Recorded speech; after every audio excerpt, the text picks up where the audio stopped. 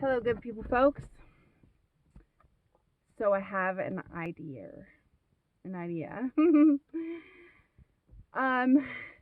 I was thinking about the yin yang, the balance, the middle way, and I have read a book, a really great book called Buddhism Without Beliefs. And I read this when I was 16, and I read it a couple more times thereafter. I still own it. I've given it away. It's a good book. But I've kind of relinquished a lot of my Buddhist kind of because Buddhism without beliefs was all about the fact that if you are Buddhist, quote unquote, then you're missing the point. I think this same goes for Christianity or any type of thing that becomes a little dogmatic. It's like you've missed the point if you've become dogmatic or religious about an idea. Because the middle way um, supposedly is not denoting an idea. However, doesn't the middle way seem fixed to you? And yet it's supposed to represent an unfixed state. So really the if you imagine the yin yang, there's this circle and in the middle is this S shape. And the S shape has been referred to, at least quoting Terence McKenna, as the mercurial S shape between the light and the dark, the black and the white, the this and the that is the middle way, the yin and of the yin and the yang. The mercurial, mercury being this substance that is one of the three alchemical elements that makes up everything in the universe. It would be mercury, salt, and sulfur. So mercury is a substance that is reflective. If you look at it, it's almost it's a it's a dangerous material, but it's also necessary in a lot of ways, in every way, in so many ways. And it's this when liquid, it is this flowing, funky liquid that is looks like a mirror. And so Terence McKenna talks about how, isn't it funny that mercury, you can't see it because it is a mirror reflection of anything that's looking at it. So really, it's just reflecting back to you what you are and what everything in you can't see mercury. You know what I mean? All right. So that aside, which is really cool, in the Buddha, do I say Buddhist? I want to say in the Buddha, in the Buddha kind of ideology, it talks about there's a statement that Buddha makes that says the best answer to anything is I don't know. Now this is really roots into like a lot of Gnostic and or even more modernly, which I don't agree with as much, not nearly, if any. Agnostic. Agnostic really goes with I don't know, therefore I don't have really a standpoint, which I think is weak in a way. Even though I know that can be flourished and embellished on and people can argue that, but really at the root of agnostic thought, it means I don't carry responsibility. So I'm saying I don't know, so I don't carry responsibility for anything, for making a standpoint. All right. I think that's a little weak, but and I've argued that and really been shut down. And I'm okay with being shut down again, but that's how I feel about it.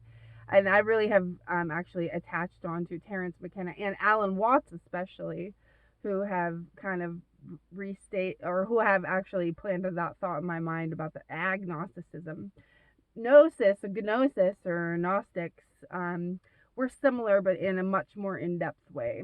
And I don't really have the platform to really explain that right now.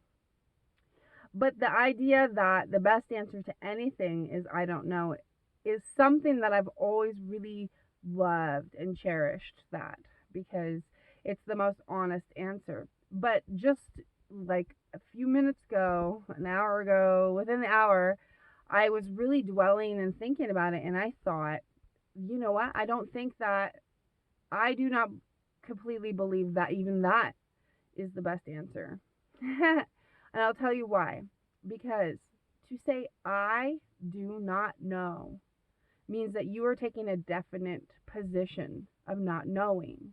That now seems to go way not agnostic to me. I, you, me, do not when you say you do not, now I'm using language here, that's what's really going to cause the ripples of whether you know what you're talking about or not, is how, if you know what words you're using, right?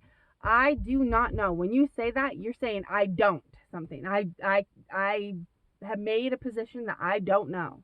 Now, what I actually just realized, I definitely all of a sudden think that I believe more this. The better answer to what is the best answer is possibly, maybe, and possibly not. So saying I actually, let's just make it as simple as possible. I think the best answer to anything is maybe and maybe not. You have to include the maybe and maybe not. Like, you'd have to say both, right? You can't just say maybe, because maybe already pulls all the energy towards it might be, it might become. So that's lopsided, right? That's not the middle way. But if you say it may be, but it may not be, or maybe not, it may be, it may not be. That there holds like the 11, the portal to everything, the gateway that holds both the positive and the negative charge. Wherefore, you have a gateway of the middle, the middle path, the middle sense of things. So this is all I'm going to say. That was a thought I had. I had to get this out there. I do not think anymore that the best answer is I don't know. I think the best answer is maybe and maybe not. And even I want to stress that I'm not saying maybe, but maybe not, because a but also implies more of a definite. If you think of the word but, that's also a definite, almost like periodical, like period statement.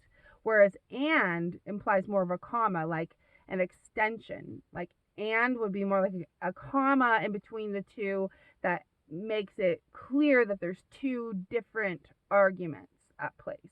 Whereas but separates the arguments, and they're not quite as cohesive or flowing like the Mercurial S, right? So, I'll state it one more time. I am going to make the statement that I believe that the best answer to anything at all times is maybe and maybe not.